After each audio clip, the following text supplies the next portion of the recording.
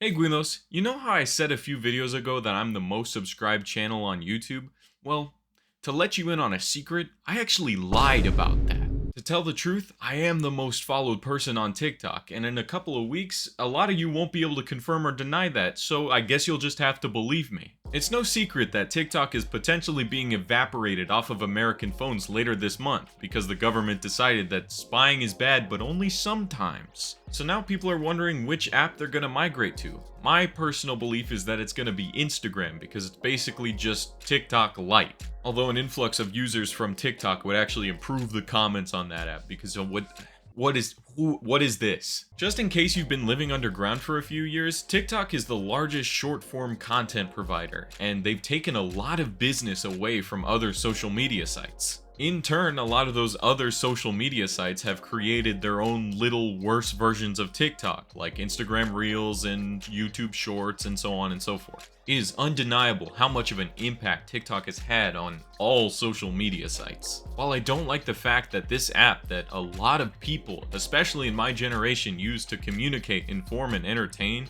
is being obliterated because some old guys don't like it, I do think there is a bright side to this. It could be a good thing for content creation as a whole that the largest short-form video provider is biting the dust, at least in America. I say this because short-form video has fundamentally changed the way that we consume content online. I got a green screen. I'm in a whimsical fantasy forest.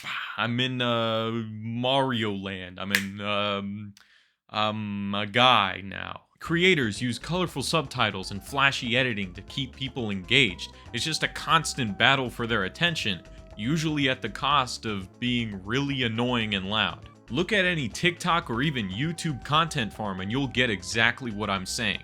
These people have gotten down to a science what keeps people glued to their screens for as long as possible.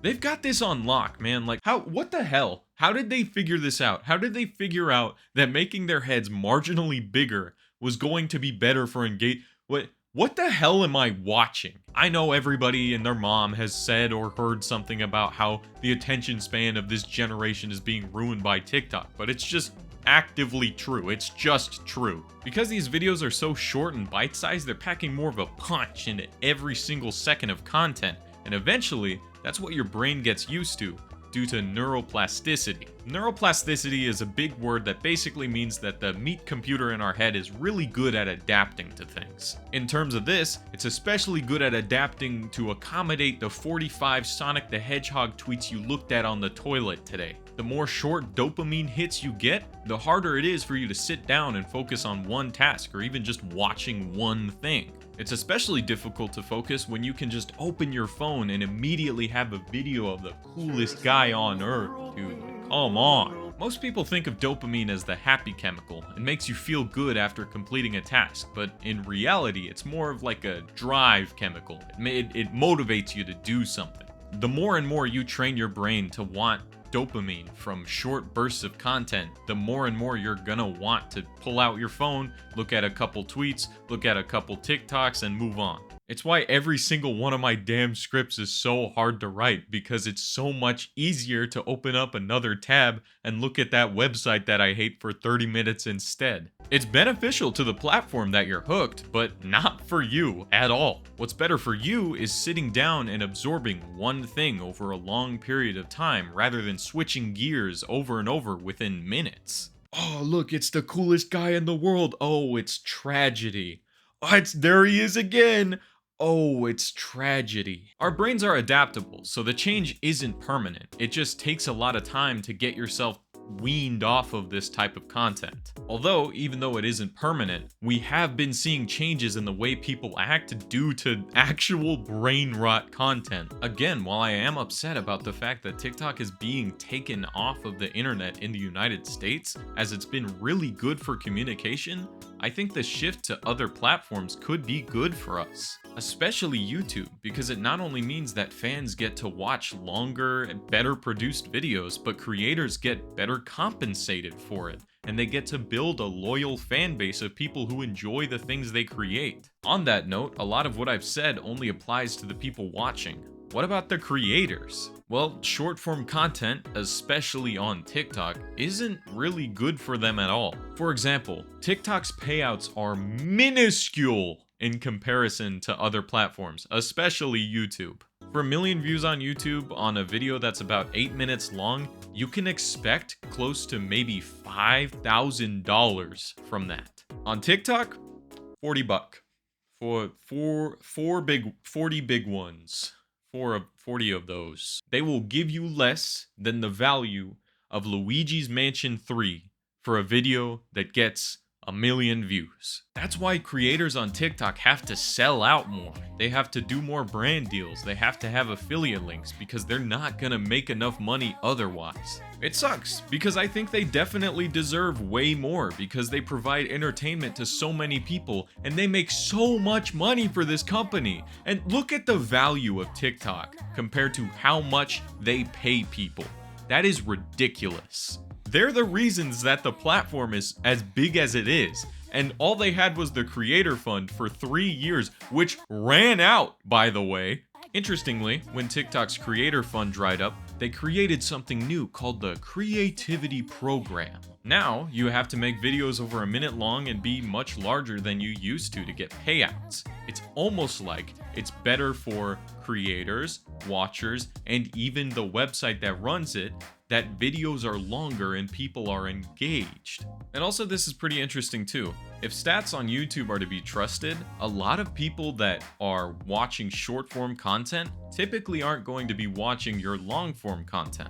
The reason I've never posted a short to this channel is because I don't want to inflate my sub count with people that aren't going to watch the things I enjoy creating the most. The reason that the subscriber award lost some of its size is because people were reaching subscriber counts much higher, much quicker, because a sub was worth less.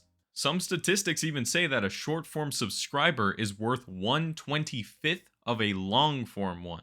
Long video watchers may watch your short videos, but typically the short video watchers aren't going to watch the long ones. That's just how it is. If you don't believe me, let's look at one of my favorite YouTube Shorts channels, Action Lab. This is a great channel. I love this guy. I love what he does. He just shows you science experiments. He briefly explains it, and he's a goofy guy. He's just a goofy, silly guy doing what he loves. On his shorts, he gets anywhere between 500,000 to multiple millions of views. And on his highest viewed short, it is 90 million. Because of that, he has 4.26 million subscribers.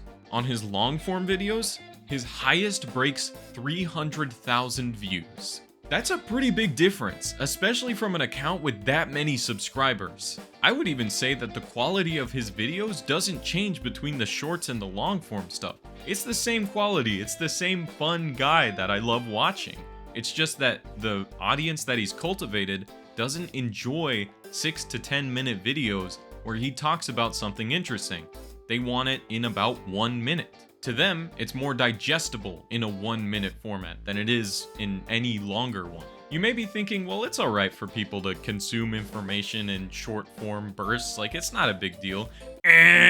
Wrong-o, that's not correct. When you consume different pieces of information, especially rapidly, your brain is a lot less likely to retain it. According to Neurolaunch, memory formation and recall takes a hit too. The rapid-fire nature of short-form content doesn't give our brains enough time to properly encode information into long-term memory.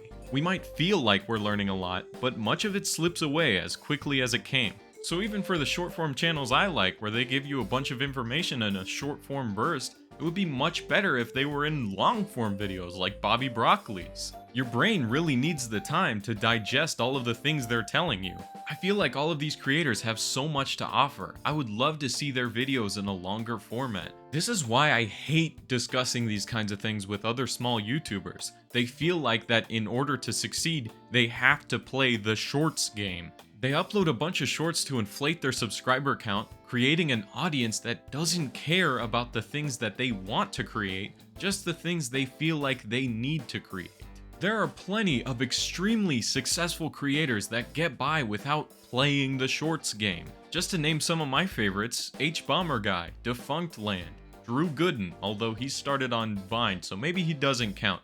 Antoguino. You know, all of these people are incredibly big YouTubers and are all on the same caliber. You shouldn't reduce yourself to creating something that you don't want to succeed in your hobby or passion. This is supposed to be fun. It can't be like, oh no dude, I can't work on the video that I want to. I've gotta post 30 more stream clips onto TikTok and YouTube Shorts. I really hope the green screen is tall enough. I really hope the green screen is tall enough for me to be on the oh crap. Will you see growth from it?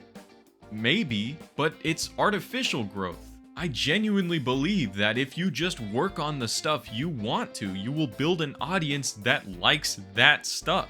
It feels obvious. Creators and their feelings matter just as much as their creations. Do it in a way that makes you feel fulfilled. All of this is to say that there is a silver lining with TikTok being shut down in the US. I think that a lot of these immensely creative people can put their talent into new endeavors. New projects that people will be much more engaged in. They can build a loyal fan base that really wants to watch the things they create, rather than someone who saw their TikTok, followed them, and likely doesn't remember 3 days later. Seriously, who the hell is this guy? Why did I follow him? I really hope that, just like with the Vine refugees, we get a new influx of creators on YouTube with commentary channels or long-form skits or whatever they want to create. I'm really excited for it. And I'm sure they can do it. A lot of them are immensely creative. And if you like making short-form content, more power to you, man. Like, go for it.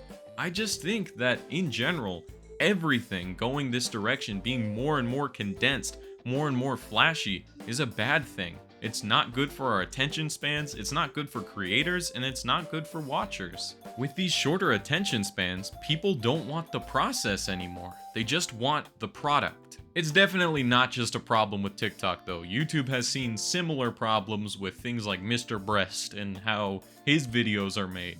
It's just a cycle of constant attention span deterioration because TikTok did it, and now YouTube's doing it, and then TikTok answers with the subtitles, YouTube answers by doing the same thing, so on and so forth. My favorite types of YouTube videos are the ones where they really delve into a topic, they really explain it, like all of Defunct Land's videos, especially the most recent one.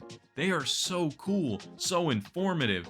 It feels like peak YouTube. I wish it was much easier to take your time to develop an idea, but money talks, and this is where people's attention lies. And I think that, although extreme, this may be a way to fix it. You guys like the green screen? I hope you like the green screen. I like the green screen. And I want to make this clear. The deletion of TikTok from the United States, in my opinion, is a bad thing.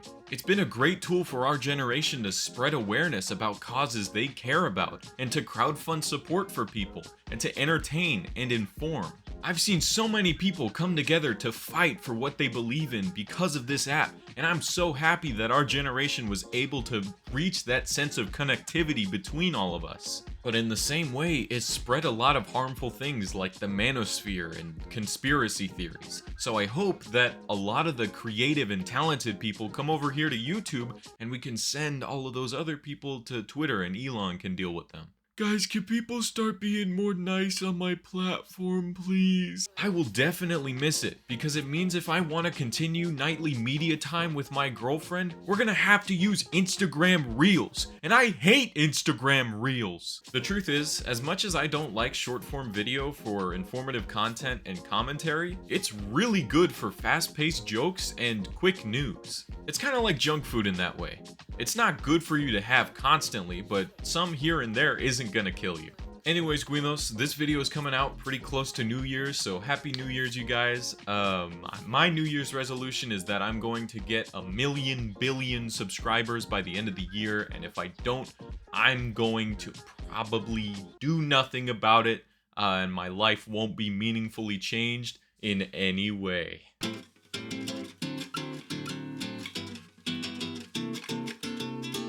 Keep stepping at your